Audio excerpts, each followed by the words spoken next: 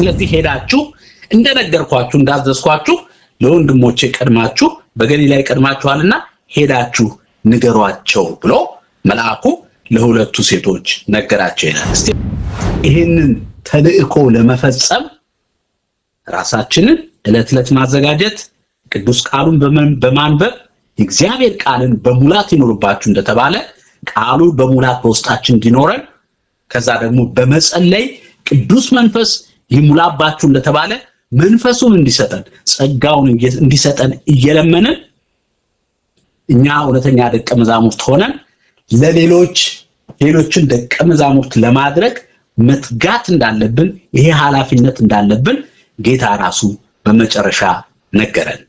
ስገለጥ ከሚገባው ሐዘን በላይ ማዘን የለብንም። ለምን? ተስፋ አለና ክርስቶስ ከሙታን ተነስቷል። ከሙታን ስለተነሳ እኛ ሕያዋን ሆነን ያለን ከኛ ቀድሞ ያንቀላፉት ሰዎች በማንቀላፋታቸው ለዘላለም የምንለያቸው መስሎን እንድናይ አያስፈልግም ማለት ነው።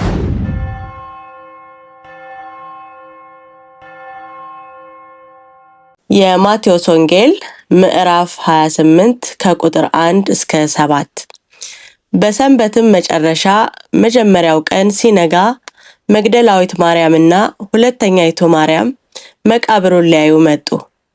እነሆም የጌታ መልአክ ከሰማይ ስለወረደ ታላቅ የምድር መናወጥ ሆነ። ቀርቦም ድንጋዩን አንከባሎ በላዩ ተቀመጠ። መልኩም እንደ መብረቅ ልብሱም እንደ በረዶ ነጭ ነበረ። ጠባቆችም እርሱን ከመፍራት የተነሳ ተናወጡ፣ እንደሞቱም ሆኑ። መልአኩም መልሶ ሴቶችን አላቸው፣ እናንተስ አትፍሩ፣ የተሰቀለውን ኢየሱስ እንድትሹ አውቃለሁና እንደተናገረ ተነስቷልና በዚህ የለም። የተኛበትን ስፍራ ኑና እዩ።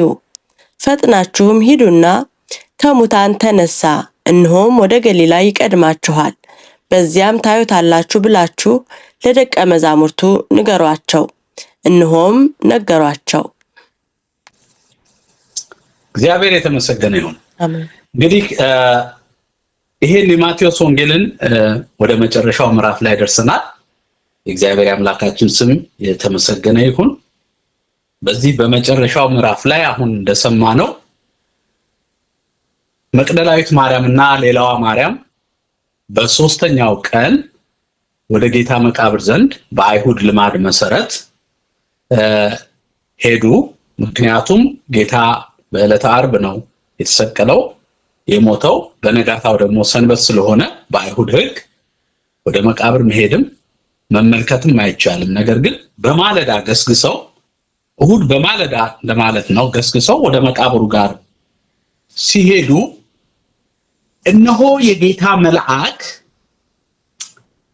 ድንጋዩ ተንከባሎ በድንጋዩ ላይ የጌታ መልአክን ልብሱ ከበረዶ ይልቅ ነጭ ሆኖ በብርሃን ተሞልቶ ተመልክተውት ሳሉ ፈሩ። ነገር ግን ያ መልአክ በወረደ ጊዜ ቀደም ብሎ ፈሪሳውያን ጲላጦስን ጠይቀው ያ አሳች በሶስተኛው ቀን ከሞት እነሳለሁ ብለዋልና ከመጀመሪያው ይልቅ ሁለተኛው ስተት የከበደ ይሆናልና እባክህ ጠባቂ መድብልን ሲሉት እናንተ የራሳችሁ የቤተ መቅደስ ጠባቂዎች አሉ እናንተ አስጠብቋቸው ብሎ ሸኝቷቸው ነበር። ስለዚህ በእነሱ ጠባቂዎች መቃብሩ ላይ ማህተም አድርገው ጋርዶቹ እየጠበቁ ባሉበት ሰዓት ነው እንግዲህ መልአኩ መጥቶ የወረደው እና በዛን ሰዓት እነኛ ጠባቂዎች ኦልሞስት እንደሞተ ሰው ሆነው በምድር ላይ ወድቀዋል። ነገር ግን እነሱን ያስደነገጠው እነሱን በፍርሃት የጣለው ለመቅደላዊት ማርያምና ለሌላይቱ ማርያም ደግሞ መልአኩን ተመልክተው እንደፈሩ አውቆ መልአኩ ምን አላቸው ይላል? እናንተ የተሰቀለውን ክርስቶስን እንደምትፈልጉ አውቃለሁ አላቸው። እነሆ እንደተናገረ ከሙታን ተነስቷል። ሄዳችሁ ለወንድሞቹ በገሊላ ቀድማችኋልና ሄዳችሁ ከሙታን እንደተነሳ ሄዳችሁ የምስራቹን ንገሩ አላቸው። የሚገርም ነገር ነው። በሉቃስ ወንጌል ላይ ጌታችን መድኃኒታችን ኢየሱስ ክርስቶስ በምዕራፍ 2 እንደተወለደ በዛ በበረሃ ወይም በምድረ በዳ በጎቻቸውን ሲጠብቁ ለነበሩ እረኞች መልአኩ ተገልጦ እነሆ የምስራች የዓለም መድኃኒት የሚሆን እርሱ ክርስቶስ ተወልዷል፣ ምልክቱም ሄዳችሁ በግርግም ታገኙታላችሁ ብሎ የተናገረው መልአክ አሁን ደግሞ ጌታ ከሙታን መነሳቱን ሞቶ እንዳልቀረ እናንተ የተሰቀለውን ክርስቶስን እንደምትፈልጉ አውቃለሁ፣ እርሱ ግን አሁን ከሞት ተነስቷል። በሌላ የወንጌል ክፍል እነሆ ሕያውን ከሙታን መካከል ስለምን ትፈልጉታላችሁ ተብሎ ነው የተነገረው። እና የዚህ የመልአክ ክብር በመልአኩ ላይ ከሚታየው ክብር የተነሳ እነኛ ዘበኞቹ የተመደቡት ጠባቂዎች ወደቁ ይላል። በዛ በሐዋርያት ሥራ ምዕራፍ 12 ላይ ጴጥሮስ በእስር ቤት በነበረበት ሰዓት በ16 ጭፍሮች ወይም ወታደሮች መካከል ተኝቶ ሳለ የጌታ መልአክ እርሱን ከእስር ቤት ለማውጣት ሲገባ ሌሎቹ ላይ እንቅልፍ ነው የለቀቀባቸው። ጴጥሮስን ደግሞ ጎኑን መጥቶ ቀሰቀሰው ይላል እና እስከ ደጃፍ ድረስ እየመራ ጴጥሮስን ይዞት ወጣ። እና ያ መልአክ ከክብሩ የተነሳ መልአኩ ላይ ካለው ክብሩ የተነሳ እነኛ ዘበኞች ወደቁ።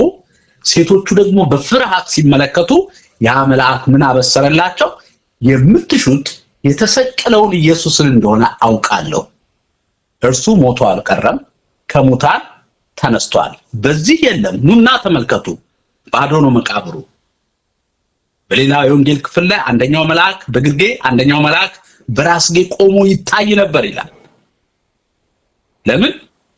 በመዝሙረ ዳዊት ላይ ቅዱስህ መበስበስን አያይም ተብሎ እንደተጻፈ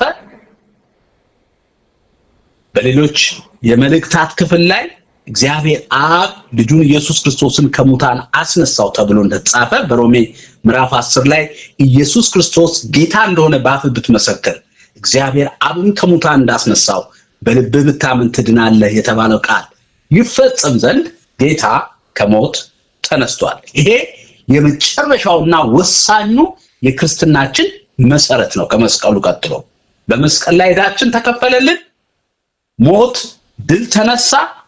ከዛ ለዘላለም እንደምንኖር በትንሣኤ ለዘላለም እንደምንኖር ደግሞ ራሱ ጌታችን የሙታን በኩር ሆኖ በትንሣኤ እሱ ቀድሞልን ተነሳልን ማለት ነው።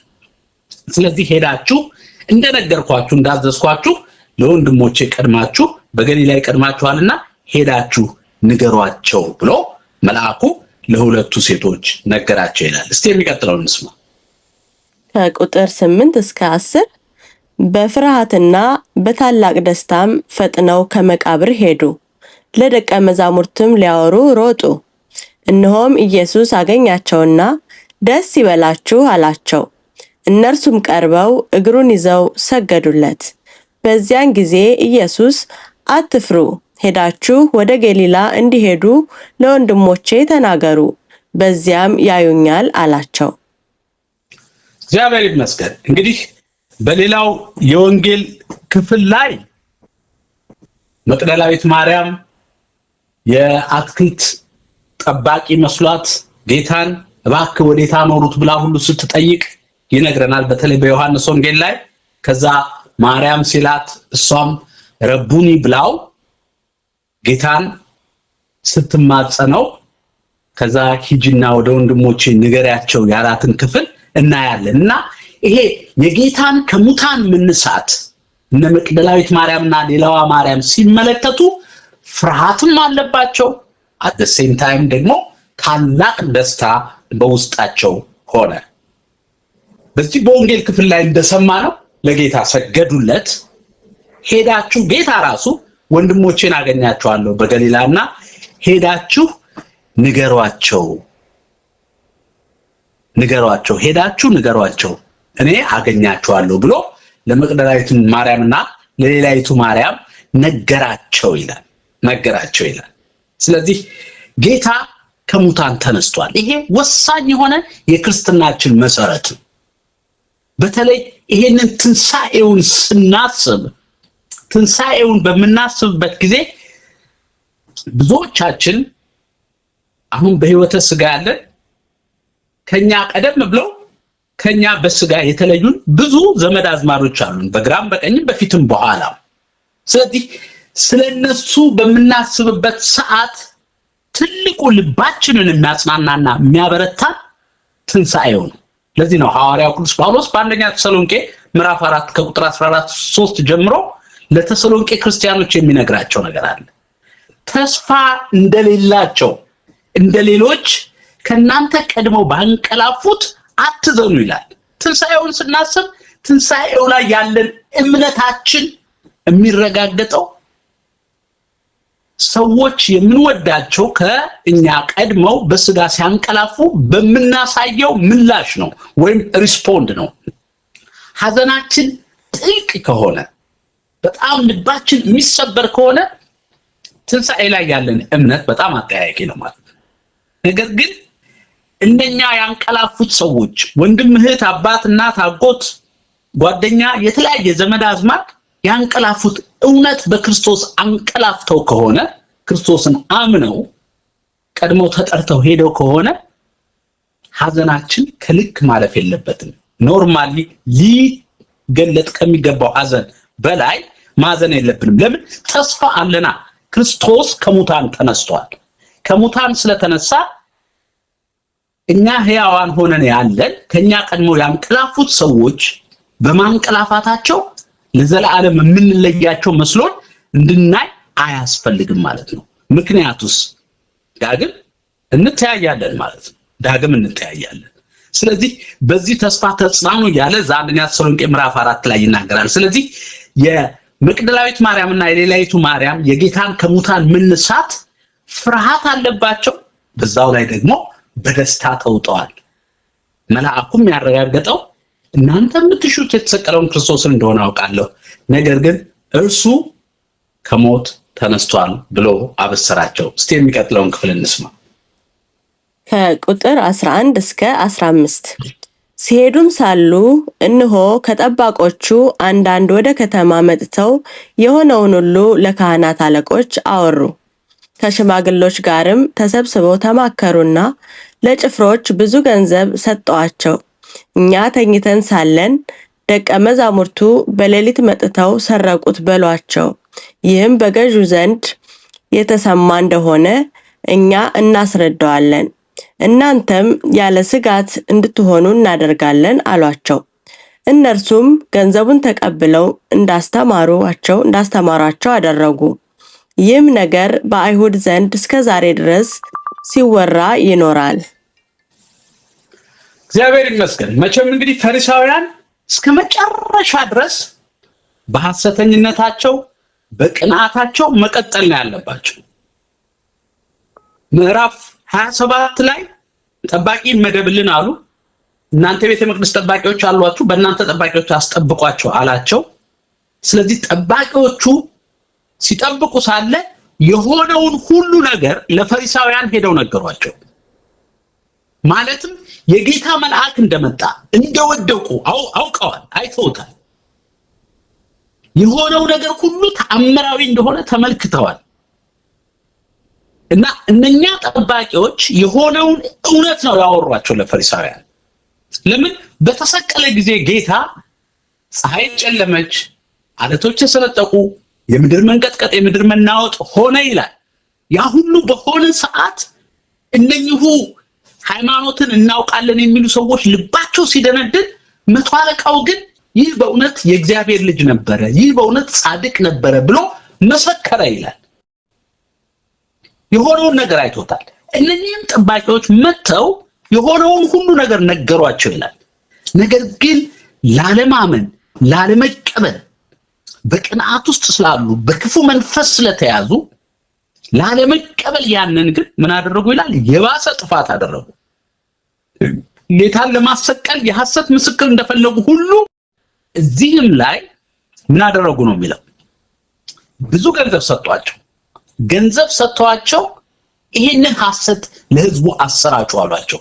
እኛ ተኝተን ሳለ በሌሊት ደቀ መዛሙርቱ መተው በድኑን ሰረቁት ብላችሁ አውሩ። ይህ ነገር በገዢው ዘንድ በተሰማ ጊዜ እኛ ለእናንተ ልክ ነው እውነታቸውን ነው እነሱ ድንገት ተኝተው ሳሉ ሰረቁባቸው ብለን አብረን ምስክርነት እንሰጣለን እናንተም ምንም አትሆኑም አሏቸው። ይሄም አሉባልታና ውሸት እስከ ዛሬ ድረስ በአይሁድ መካከል ይወራል ይላል እግዚአብሔር ቃል። በዛ በሐዋርያት ሥራ ምዕራፍ 12 ላይ ጴጥሮስን እንዲጠብቁት የተመደቡት ጭፍሮች ጴጥሮስን መልአኩ ከእስር ቤት ካወጣው በኋላ ሄሮድስ ምን አደረጋቸው ይላል? መርምሯቸው ገደላቸው ነው የሚለው። እና እነኚህ ምንም እንኳን በፈሪሳውያን ቢመደቡ በጲላጦስ በገዢው ዘንድ ወደ እስር ቤት ሊገደሉም ስለሚችሉ አይዟችሁ እኛ ለእናንተ ፕሮቴክት እናደርጋቸዋለን። ዋናው ብቻ የነሱ ዓላማቸው ጌታ አልተነሳም የሚለውን ነገር ለማስወራት ነው የሚፈልጉት። ለምንድን? ይሄ የመጨረሻው የክርስትና ድል ስለሆነ ክፉ ዲያብሎስ ይሄንን ስለማይፈልግ በተስፋ ማስቆረጥ ውስጥ ሰዎችን ማቆየት ስለሚፈልግ በጥርጣሬ ሰዎችን መያዝ ስለሚፈልግ ይሄ ወሬ እንዲወራ ማድረግ ፈለገ ማለት ነው። ስለዚህ ፈሪሳውያንም ይሄንን ተንኮል አደረጉ። ዘበኞቹም እንደተሰጣቸው ያ በዛ በብር ምክንያት አዎ እኛ ተኝተን ሳለ ተሰረቀ ብለው አወሩ። ይህም ወሬ ስቲል አሁን ድረስ በአይሁድ መካከል ይወራል ይላል። ይሄ ከመጀመሪያው ጀምሮ ሐሰተኛ የሐሰት አባት ይለዋል መጽሐፍ ቅዱስ ዲያብሎስን። ከላይ ከዘፍጥረት ምዕራፍ 3 ጀምሮ ይሄንን እኮ ብትበይ አይኖቻችሁ ይከፈታል ክፉና ደጉን ታውቃላችሁ ብሎ ያ እግዚአብሔር የተናገረውን ቃል ከዛ ግን ውሸቱን እንደባለቀበት ይላል። ሞትን ግን አትሞቱም። ለምን? የጌታ መምጣት እያንዳንዱ የሚያደርጋቸው ምልክቶች ፈሪሳውያንን ግማሾቹን በጥርጣሬ ግማሾቹን በልብልከኝነት ግማሾቹን ደግሞ ከዛ ወጥተው እንደ ኒቆዲሞስ አይነቶች ወደ ጌታ ማህበር እንዲመጡ አድርጓቸዋል። ክፍል ስለከፈላቸው ለምን? ጌታ ሲመጣ ይከፍላል። ምክንያቱም የእግዚአብሔር ቃል እውነትን ማመን የሚፈልጉ ሰዎች ወደ እውነት ይገባሉ። እውነትን ማመን የማይፈልጉ ደግሞ በሐሰት ቆመው ይቀራሉ። ስለከፈላቸው ያውቃሉ፣ ልባቸው ይጠራጠራል። ነገር ግን ያው የትንቢቱም ቃል ይፈጸም ዘንድ ይሄን ማስወራት ፈለጉ። ስለዚህ ይሄን በማድረጋቸው ዘበኞቹ ገንዘብ አገኙ። ሮማውያን ወታደሮች ናቸው፣ አሕዛብ ናቸው፣ ችግር የለባቸውም። ነገር ግን የሐሰትን ወሬ አውርተው በህዝቡ መካከል ደቀ መዛሙርቱ እኮ ሰረቁት እያሉ እስከ ዛሬ ድረስ በአይሁድ መካከል ይሄ ወሬ ይወራል ይላል። እስቲ የሚቀጥለውን እንስማ። ከቁጥር 16 እስከ መጨረሻው ቁጥር 20 11 ደቀ መዛሙርት ግን ኢየሱስ ወዳዘዛቸው ተራራ ወደ ገሊላ ሄዱ። ባዩትም ጊዜ ሰገዱለት። የተጠራጠሩ ግን ነበሩ። ኢየሱስም ቀረበና እንዲህ ብሎ ተናገራቸው። ስልጣን ሁሉ በሰማይና በምድር ተሰጠኝ። እንግዲህ ሂዱና አሕዛብን ሁሉ በአብ በወልድና በመንፈስ ቅዱስ ስም እያጠመቃችሁ ያዘዟችሁንም ሁሉ እንዲጠብቁ እያስተማራችኋቸው ደቀ መዛሙርት አድርጓቸው። እነሆም እኔ እስከ ዓለም ፍጻሜ ድረስ ሁልጊዜ ከእናንተ ጋር ነኝ። እግዚአብሔር ይመስገን። እንግዲህ ይሄ ደግሞ ታላቅ ተልእኮ የተሰጠበት ጌታ የመጨረሻውን ንግግር የተናገረበት ከማረጉ ከጥቂት ሰዓት ወይም ደቂቃዎች በፊት ለደቀ መዛሙርቱ የመጨረሻውን ነገር በአካለ ሥጋ ሆኖ በመካከላቸው የተናገረበትን ነገር ነው ያዳመጥነው። እንግዲህ ዮሐንስ በወንጌሉ ላይ የመጀመሪያውን ትንሣኤ ቤት ዘግተው ፈርተው ሳለ በሌሎችም ወንጌሎች ላይ ጌታ 11ን እንዳገኛቸው ይነግረናል። ነገር ግን ያው የተጠራጠሩ ነበሩ የሚለው ደግሞ በሚቀጥለው ሳምንት ትንሣኤው በሆነ በሚቀጥለው ሳምንት ደግሞ ቶማስ 10 ያሉ እሱ ስላልነበረ ካላየው አላምንም ስላለ ቶማስን ጠርቶት ቶማስ እንዳመነ በዛ በዮሐንስ ወንጌል ክፍል ላይ ይነግረናል። ይሄ ግን ጠቅለል አድርጎ የተጠራጠሩ ነበሩ ይለዋል። ከዛ እዚሁ ክፍል ላይ ሐዋርያት በደብረ ዘይት ተራራ ላይ በመጨረሻ ሊሰናበታቸው ሲል የተናገረውን ዋና ነገር በተለይ ደግሞ በዋናነት ለክርስትና ዋና የሆነው የጥምቀትን ማለትም ሰው በክርስቶስ አምኖ ወደ ክርስቶስ መንግስት አባል ሲሆን የሚጠመቅበትን ትእዛዝ የተናገረበትና አሁን ያመኑ ሰዎች የሚጠመቁበትን አካሄድ ግልጽ አድርጎ ያስቀመጠበትን ክፍል እናያለን። ምንድነው ያላቸው? እነሆ ያዘዝኳችሁን ሁሉ እያስተማራችኋቸው በመጀመሪያ በአብ በወልድ በመንፈስ ቅዱስ ስም እያጠመቃችሁ፣ ይሄ መጀመሪያው ነው። ከዛ ቀጥሎ ያዘዝኳችሁን ሁሉ እያስተማራችኋቸው ደቀ መዛሙርቴ አድርጓቸው። እኔ እስከ ዓለም ፍጻሜ ድረስ ከእናንተ ጋር ነኝ። ለምን? ጌታ ነገራቸው። ስልጣን በሰማይ በምድር ለኔ ተሰጥቶኛል። ስለዚህ ሄዳችሁ አህዛብን ሁሉ በአብ በወልድ በመንፈስ ቅዱስ ስም፣ ጌታ ነው የተናገረው ይሄንን፣ በአብ በወልድ በመንፈስ ቅዱስ ስም እያጠመቃችሁ ያዘዝኳችሁን ሁሉ እያስተማራችኋቸው ደቀ መዛሙርቴ አድርጓቸው። እኔ እስከ ዓለም ፍጻሜ ከእናንተ ጋር ነኝ። እንግዲህ ሐዋርያት ብዙዎቹ አገልግሎታቸው ጌታ ካረገ በኋላ 30 ዓመት 35 ዓመት ነው የቆዩት። በጣም ረጅም ጊዜ ያገለገለ ተብሎ የሚነገረን ሐዋርያው ዮሐንስ ወይም ወንጌላዊ ዮሐንስ ነው። ከዛ ብዙዎቹ ግን ከዚህ ዓመት በላይ አላገለገሉም። ነገር ግን ይህ የጌታ ፕሮሚስ የጌታ ቃል ኪዳን ግን የሚለው እስከ ዓለም ፍጻሜ ነው። እስከ ዓለም ፍጻሜ አሁን እስካለንበት ጌታ እስከሚመጣበት ዘመን ድረስ የሚቀጥል ዋና ተልእኮና ትእዛዝ ነው የተሰጠው።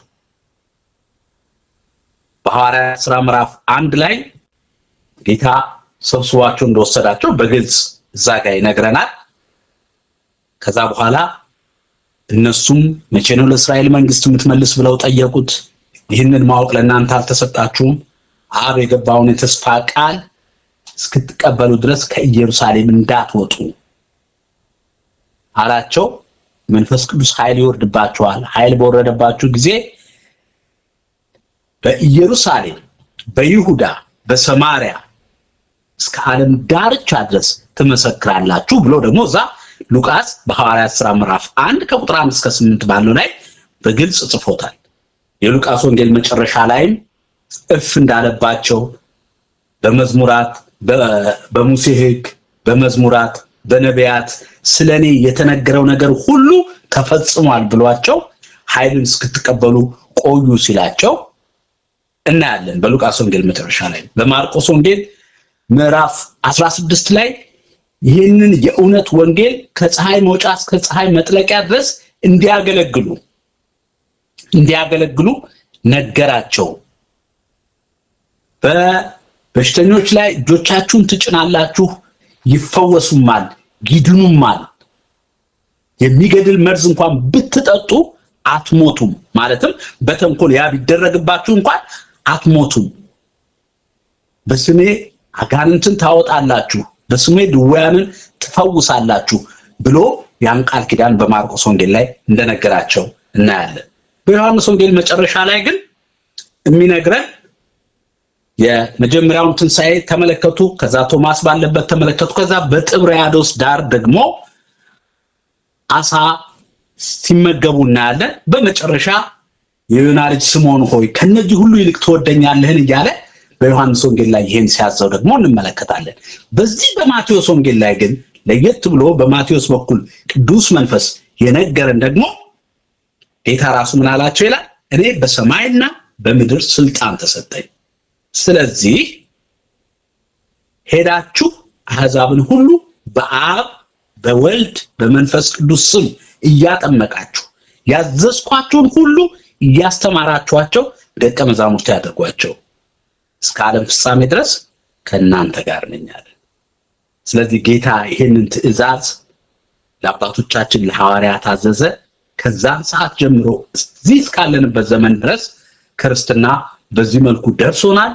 እኛም በደረስንበት ዘመን ጌታ እስከፈቀደልን ዘመን ድረስ ይሄንን ተልእኮ ለመፈጸም ራሳችንን ዕለት ማዘጋጀት፣ ቅዱስ ቃሉን በማንበብ የእግዚአብሔር ቃልን በሙላት ይኖርባችሁ እንደተባለ ቃሉ በሙላት በውስጣችን እንዲኖረን ከዛ ደግሞ በመጸለይ ቅዱስ መንፈስ ይሙላባችሁ እንደተባለ መንፈሱን እንዲሰጠን ጸጋውን እንዲሰጠን እየለመንን እኛ እውነተኛ ደቀ መዛሙርት ሆነን ሌሎችን ደቀ መዛሙርት ለማድረግ መትጋት እንዳለብን ይሄ ኃላፊነት እንዳለብን ጌታ ራሱ በመጨረሻ ነገረን። ስለዚህ ከማቴዎስ ወንጌል ምዕራፍ 1 ጀምሮ እስከ ማቴዎስ ምዕራፍ 28 ድረስ ሁላችን በሚገባን መልኩ ይህንን የእግዚአብሔርን ቃል እግዚአብሔር በሰዎች አእምሮ አድሮ ባዘጋጀው ቴክኖሎጂ ለማቅረብ ተሞክሯል። ስለዚህ ይሄን የቀረበውን ነገር ለሌላ ሰው ማዳመጥ ሳይሆን የሚያስፈልገን ለራሳችን አዳምጠን በሰማነው እውነት ራሳችንን ዕለት እያስለመድን እግዚአብሔርን ለመምሰል ምክንያቱም ሐዋርያው ቅዱስ ጳውሎስ በአንደኛ ጢሞቴዎስ ምዕራፍ 4 ላይ እግዚአብሔርን ለመምሰል ራስህን አስለምድ ነው የሚለው።